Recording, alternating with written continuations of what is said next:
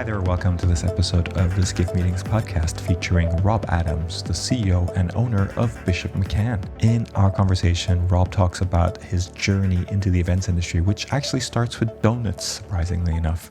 And I'll let you listen to the story to find out more. His journey also went through a career in IT at Microsoft, which he left to report his previous company described as going to throw parties. Rob talks about the importance of creating joy, which is actually Bishop-McCann's mission and part of how he looks at every event that the company does. He also talks about how he takes a mental picture and he removes himself from every event that he's at to really understand the key things about people, moments, and memories. Rob talks about the younger generations that are driving significant change, but change that helps everybody, not just them. And he talks about how collaborating with competitors is so important. I hope you enjoy listening to this conversation, and don't forget to check out the other episodes of the Skiff Meetings podcast. If you like what you hear, make sure to rate the podcast and leave a review.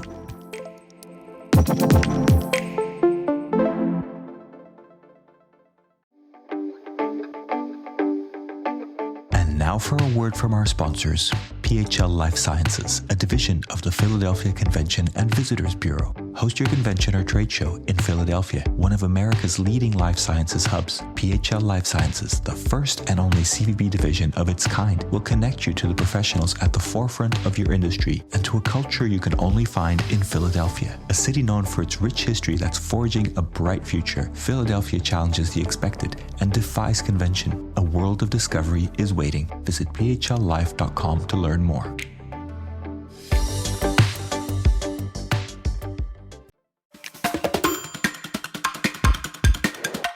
Hello, everybody. Welcome to the Skiff Meetings podcast. I am delighted today to be joined by my friend Rob Adams, the CEO and owner of Bishop-McCann and the president-elect of Meeting Professionals International, MPI. Rob, welcome to the show. Thanks, Miguel. Great to have you with us. I am very curious because we've met each other a few times and we've spoken quite a bit about our careers, but I've never really learned your kind of journey. And I'd love to kind of get a little bit of a picture of how that went. And I would love to start where you first came into contact with the industry. So business events, the idea of having conferences, events, whatever. When did you first kind of become aware that they were a thing and there was an industry around it? And then take us through to the present day. You know, my actual exposure to our industry is a bit different, right? I'm gonna use the word donuts to start our conversation off with. You know, I've had three careers in my life. When I was in my 20s, I started a donut franchise. The second part of my life, I was in technology, where I was with Microsoft for almost 12 years, and then Bishop-McCann. But the reason why I brought up donuts is why that was such a really my entry. It was the first time that I saw something like a store opening, you know, a launch of a store, and people coming together to connect to a brand. I mean, that was the first time that I ever saw the power of events. And then, of course, when I was at Microsoft, so many different experiences of whether it be some of our sales meetings, some of the incentive trips, that not only did I got a chance to see my team celebrate, or I was an attendee myself. And then, of course, now here at Bishop-McCann. And tell us a little bit about Bishop-McCann. So you joined the company and then you became the owner of it. So what did it look like when you joined, and how did you become the owner of Bishop-McCann? Yeah, so Bishop-McCann, we're getting ready to celebrate our 27th year anniversary. And the story of Bishop-McCann and how I got connected to it is the founder is Dan Nilsson. He's who founded it 27 years ago. And we've been friends for, Miguel, probably now for almost 20 years. And when I was at my part of my career at Microsoft and I was talking to Dan, I was just fascinated by a company that was growing, wasn't spending much at all on sales or marketing, but was really just growing on these basic fundamental core values of treat others the way you want to be treated. and was very impressed by that. And as I saw the company grow, we had a conversation, and Dan had asked me to be a part of the board, our Bishop-McCann board. And so I joined the board, gosh, it's going back probably 12 years ago. And at that time, the real focus of the company is that we as a board had talked about that we needed to diversify ourselves, not only in terms of of clients, but more importantly, capabilities. And there was a time that I was in Canada, I was living in Toronto at the time, and Dan had asked me if I would be if it's something that I would be interested in coming in and leading Bishop-McCann. And so I left Microsoft, and I remember when I told my boss I was leaving at the time, he said, "Wait a minute, you're leaving this to go throw parties?" And I'm like, "It's a little bit more than that." But I saw I think that what I saw then is just how I think about life in general is I get excited about when I see potential in things that people don't see. And I saw not only a company, but as I got a chance to meet the people, and I got a chance to get to know our industry, Miguel. I mean, I think about the innovation of what technology and the speed of how fast that goes versus at that time in our industry. I thought it was an incredible opportunity to show what can actually be possible. So today we're a CMI 25 agency, top 25 agencies in North America. We are a full service agency, so we do everything. We have an air team, we do hotel contracting, we do logistics, we have a production and creative team, and we also do speakers and entertainment. We focus in corporate meetings, events, and incentive trips. Yeah. So your clients are all corporate or mainly corporate? All corporate, All yes. corporate. And how many staff do you have at the moment? Right now, if you include our full-time and seasonal, we're about 250. Okay. That's a sizable company. And the ownership part of it, how did that come about? Was that just sort of Dan wanted to leave and that was kind of on the table, or was it a bit more complicated than that? No, it was no. So Dan is still, the way we're structured today, Dan is in the owner, and he has the owner founder role, right? So what that means, he's the cultural ambassador, shall we say, of the company. But he was looking at how can he make an impact? How can he make an impact outside of Bishop-McCann while still having a key role of culture? And as Dan and I have talked about many times before I got here, is he would say, what got us at a particular point in Bishop-McCann doesn't necessarily mean that's what it's going to take for us to get to the future. And so that's where my background building companies is something that was right for the time of Bishop-McCann, and through that, then that's where it created for us to be more business partners and ownership associated with that. Interesting. Thank you. Thank you for sharing that. So I read up on Bishop-McCann, of what I know of Bishop-McCann, and you have this mission, which is we create joy.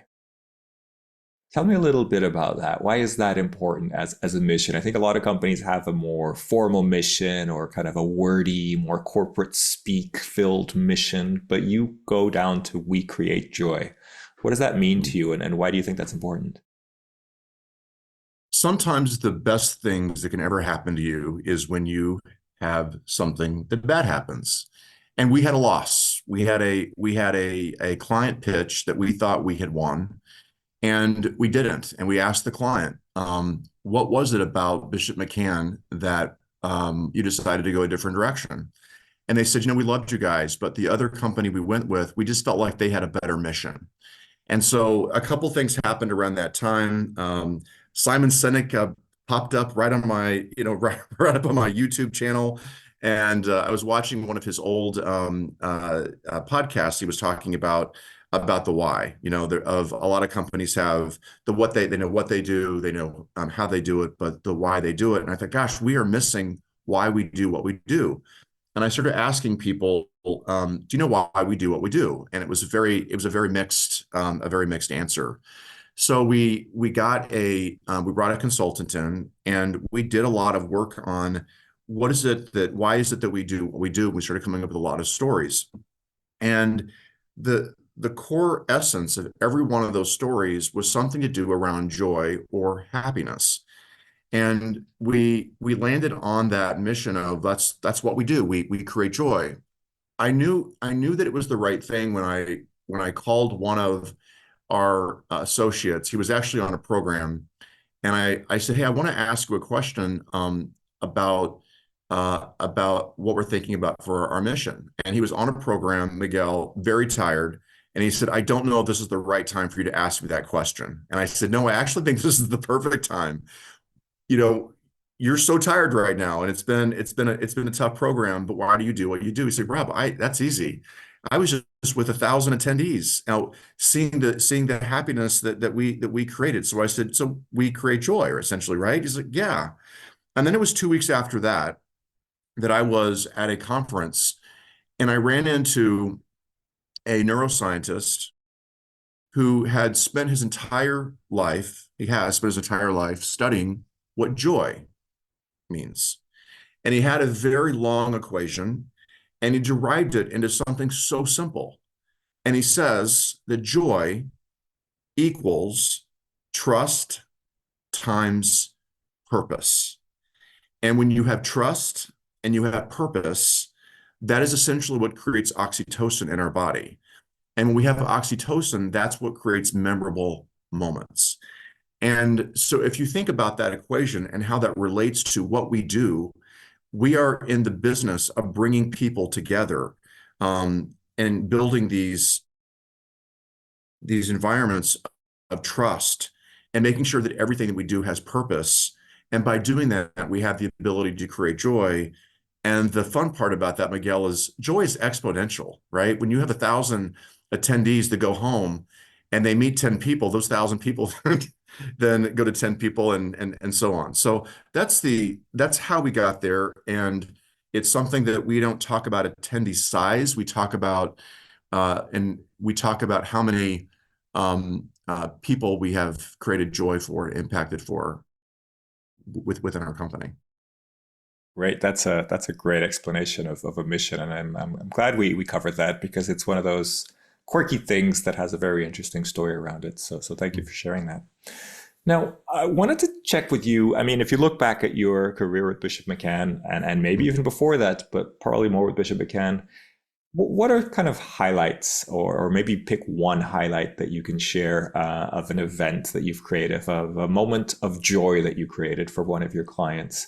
What comes to mind if you had to sort of pick one? Well, it's hard to pick one, but I'll tell you what I do for all of the programs that I do. And I started to do it right after COVID. It was the very first program that I attended. And, when I spoke a moment about we create joy, and the importance of that, I also wanted to even remind myself, of why it is that we do what we do. So for every event that we do, I have a moment where I remove myself, and I find a place, I find a place that's off to a corner, and I just do what I call a mental picture.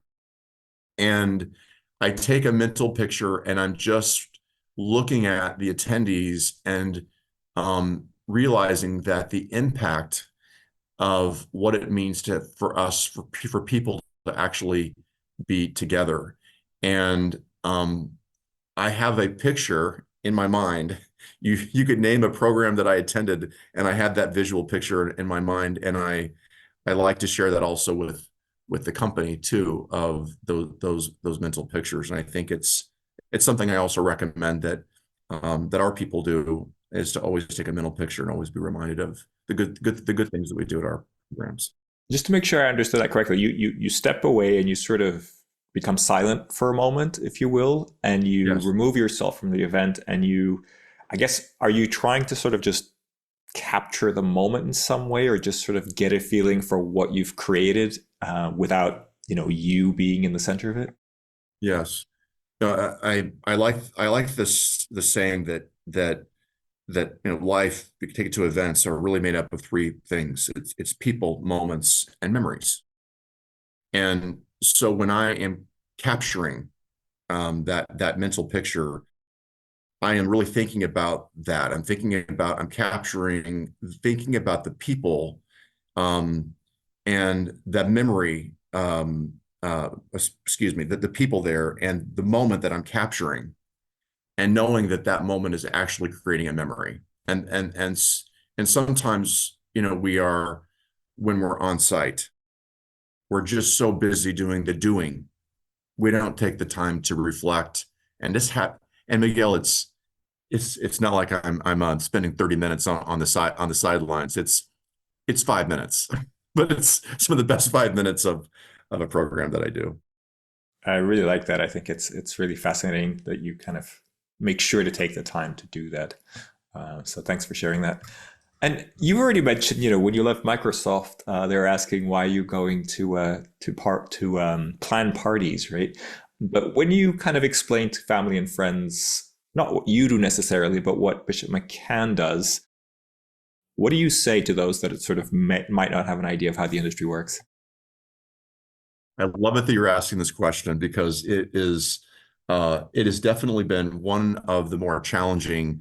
When I first got this industry, I found it so challenging. I have found it, the way to describe it is, it's a great way to really get to know someone first. So when someone's asking me that question, I'll ask them questions back. I'll ask them questions about, before I answer that, I'd be curious to know, like, when you think about, your career in your life, have you been to national sales meetings? Have you been on, has there been an incentive trip that you've been on? Has there been a convention that you've been on? And almost always someone has, oh yes, I attended such and such. And I said, that is what we do. And then I'll break it down into the parts of the company, the Bishop-McCann that we would own. So I found it more relatable when you focus on, someone owns their own personal experiences and then relate it back to Bishop-McCann, than trying to say that we do corporate meetings and incentive trips. And sometimes they don't quite know how to relate to that. But if you first start with them and then explain it, it usually goes well. It sounds like you turned it into a good conversation starter, even if it's not necessarily an easy thing to answer. Yes. Now, I saw recently that you hired Todd Moritz, I think, as vice president of event technology, and you put out a press release, etc. Tell me a little bit about the thinking behind this. Is this a kind of a different way to approaching technology? Is it kind of an investment from your side, or are there other kind of components to this? Well, technology overall, as you know, in our industry, is just the pace of innovation is going so fast. It's actually one of the things I'm very excited about. I think definitely COVID was sparked that. And in order to be able to, for us to have a point of view, of what technology means to our industry, it was really important to add someone as a part of our leadership team.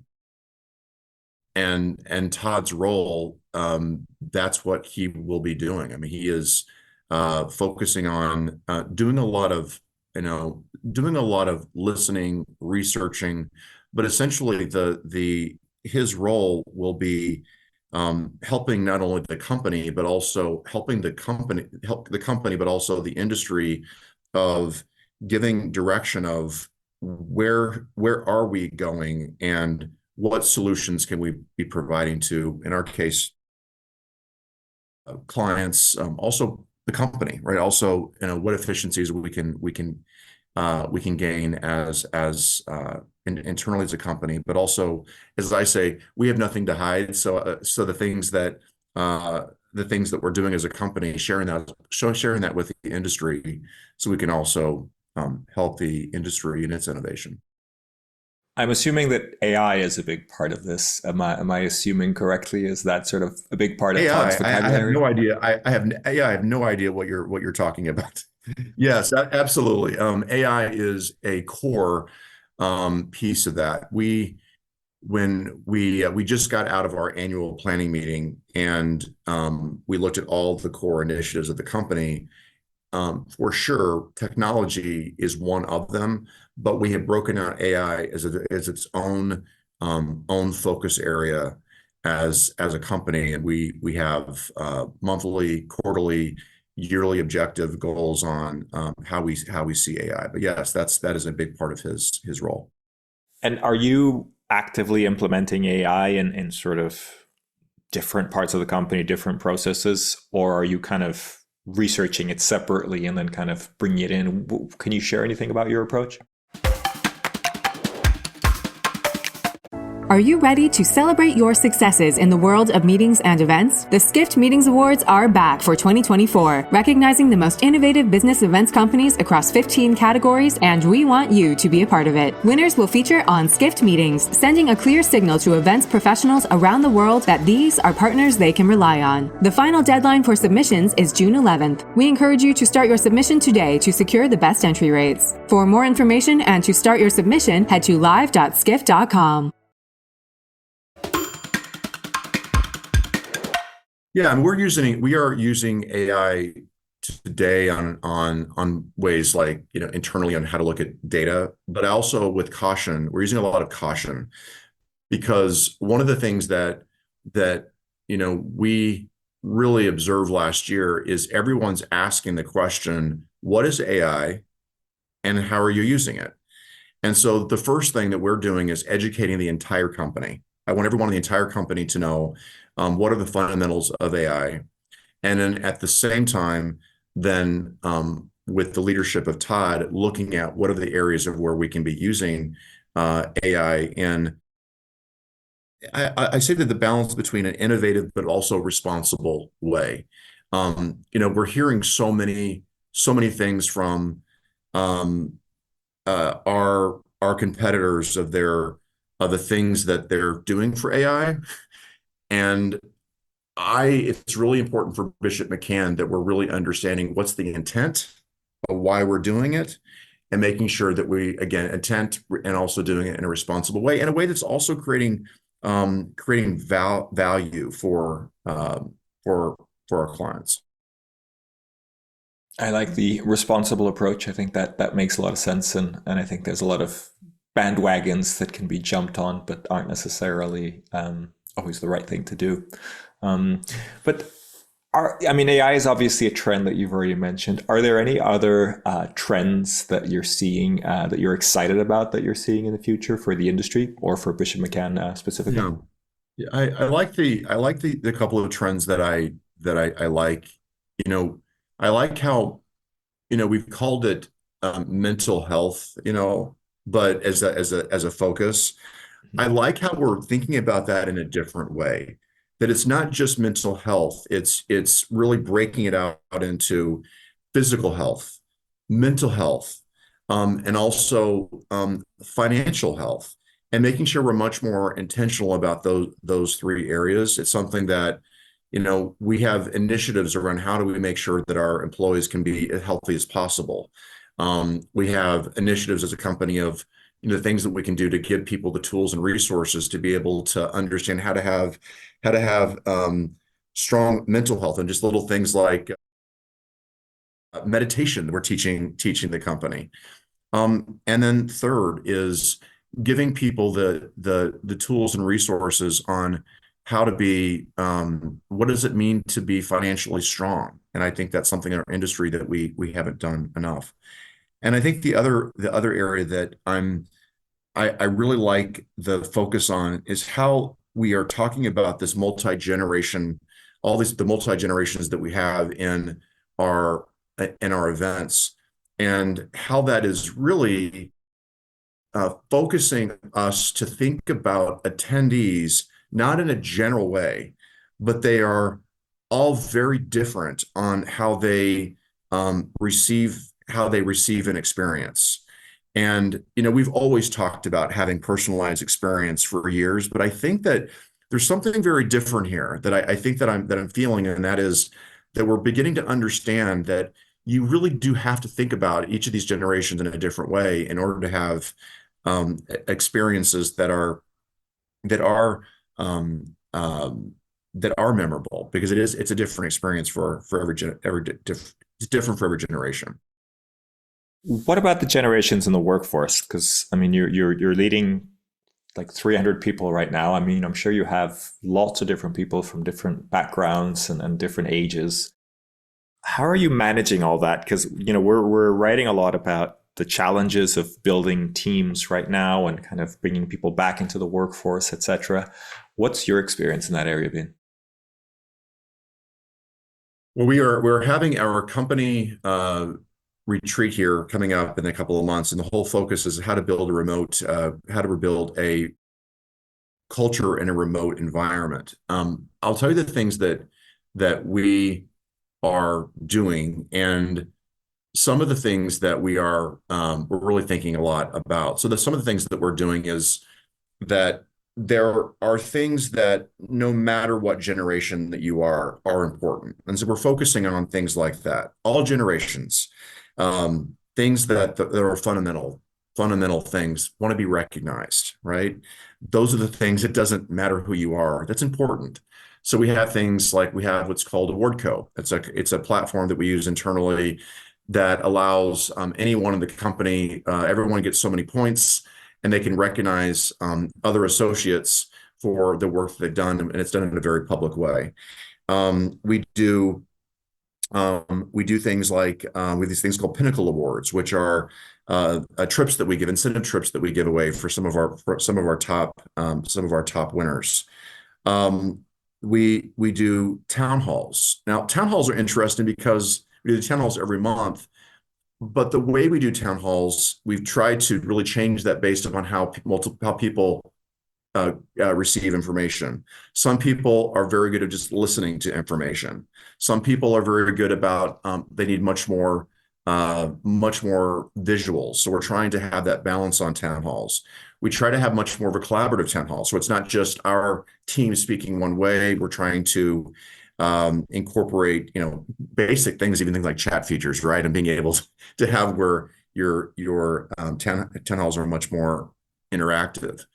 But there's other things that we're doing that, I think that my point of view on this is that there are things like the Gen Zs. If we just focus on them for a minute, there's so much talk about them of how they're so different. But if you look at that generation of the things that they're essentially they're asking for work-life balance. They're asking for transparency. They are asking for clear professional development. Now, the difference is in previous generations, it may have been something that we talked about, but Gen Zs, it's an expectation that you have that. So we're looking at the things that, for example, Gen Zs are asking for, and saying instead of saying, they're a different generation, we can't solve for all that, accepting that and saying, you know what, these things they're asking for, they're right. And we need to do a better job as a company, being as transparent as we can, making sure that we have clear career paths for our people, making sure that when we talk about work-life balance, we actually mean it. Things like we launched 2 years ago, we started unlimited vacation, which was something that, yes, absolutely. Was the Gen Zs, were they influential? Yes, they were. But it's something that all generations thought was a great benefit. And there's other things like, another thing that I think that Gen Zs, that I love about Gen Zs, that purpose is a big deal.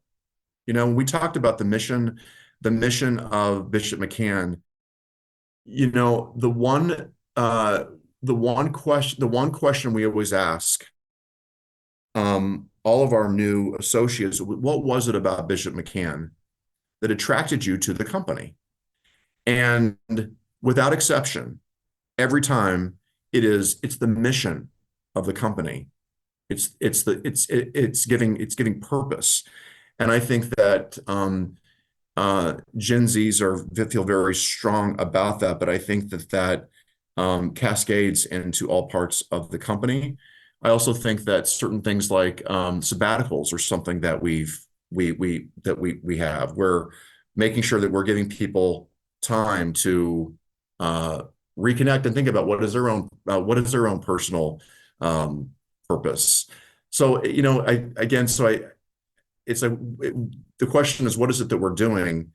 I think it's, instead of looking at each generation, we're looking at particular generations and feeling that there are things that are consistent that everyone can have impact with.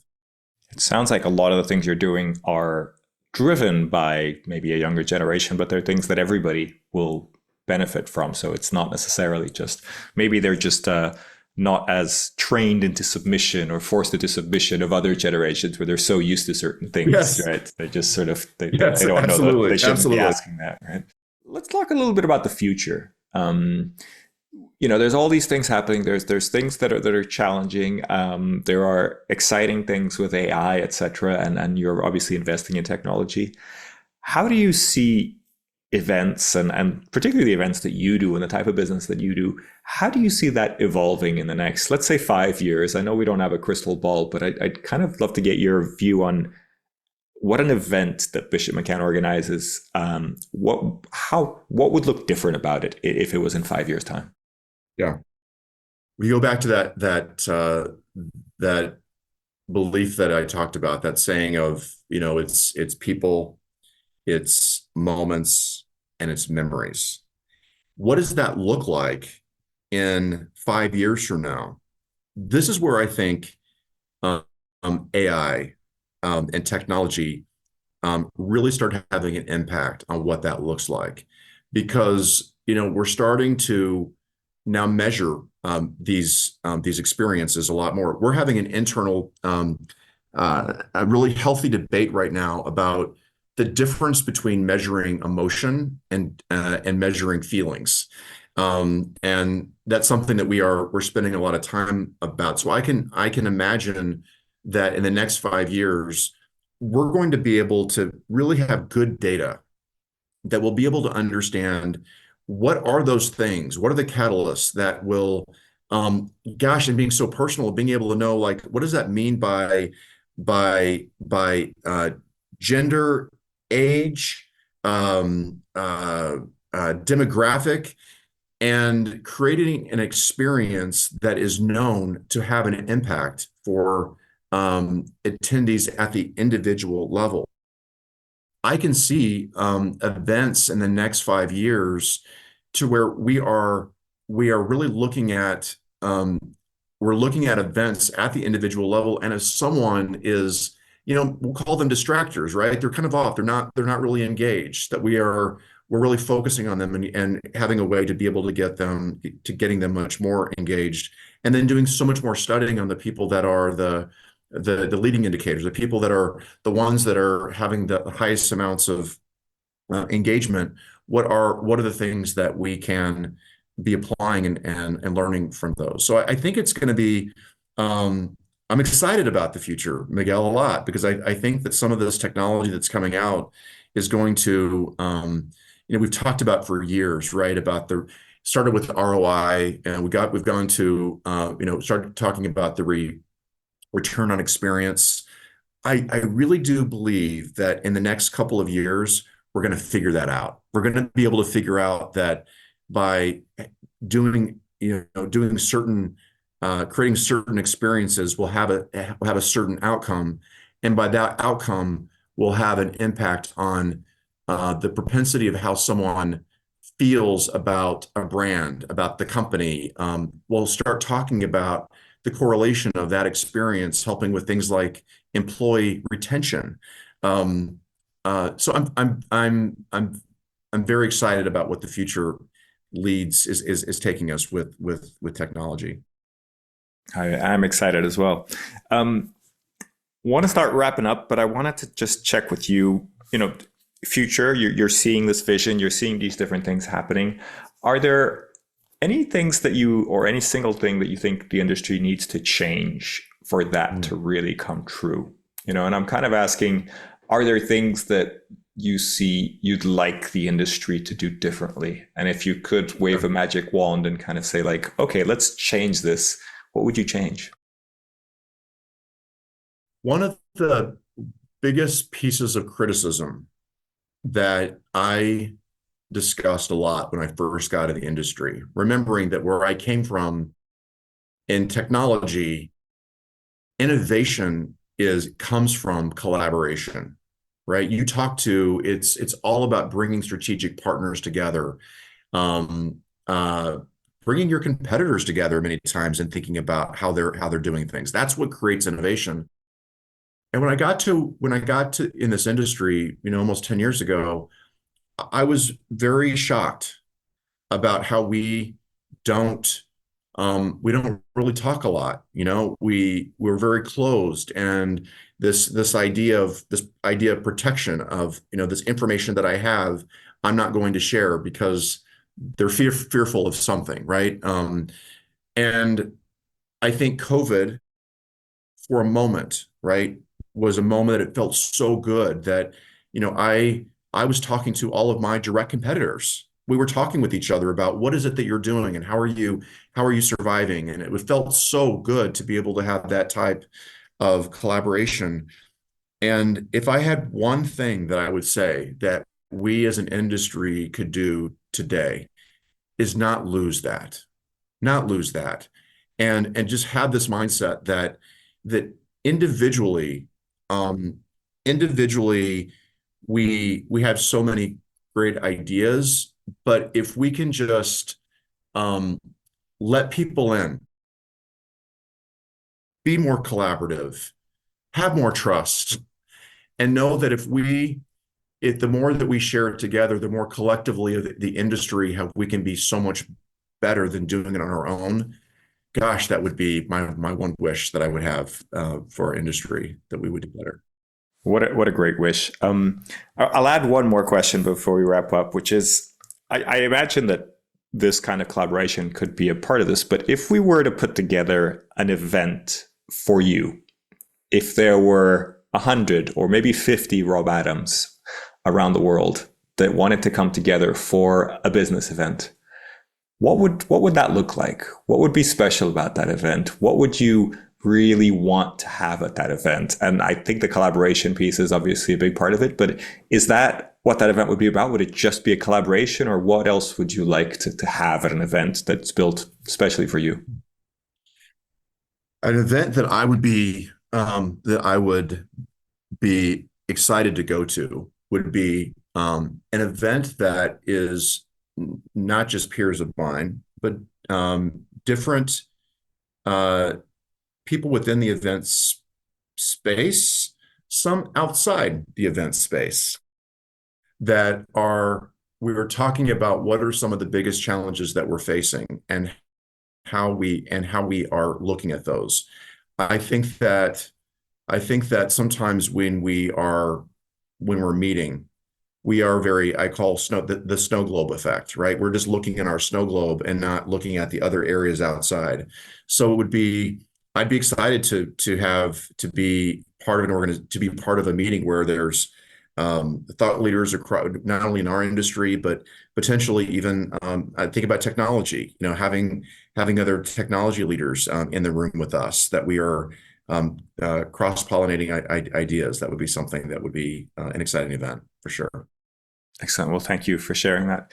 Rob, I want to wrap up, but I really appreciate you joining us today. It's been really interesting having this conversation with you and learning more about what you do and how you do it. Wanted to get your suggestion of someone else who maybe we should have on the podcast and have this kind of conversation with. The thing about being part of in this industry and being part of the NPI, this is a good example how I met you, Miguel, there's so many great people. I just top of mind, I think about Tracy Judge is one name that is top of mind, just because I think about how our industry is shifting around the freelancers and just the gig workforce, and how she's really setting the trend around that. Um, uh, and of course, Amanda Armstrong, she previously being at Enterprise, her now being at Encore is certainly someone it's always good to listen from. Thank you for those recommendations. Rob, it's been an absolute pleasure. Wishing you lots of success. Sounds like you have a busy few weeks with planning, etc. So look forward to hearing more about your successes and your events. And hopefully we'll see each other very soon.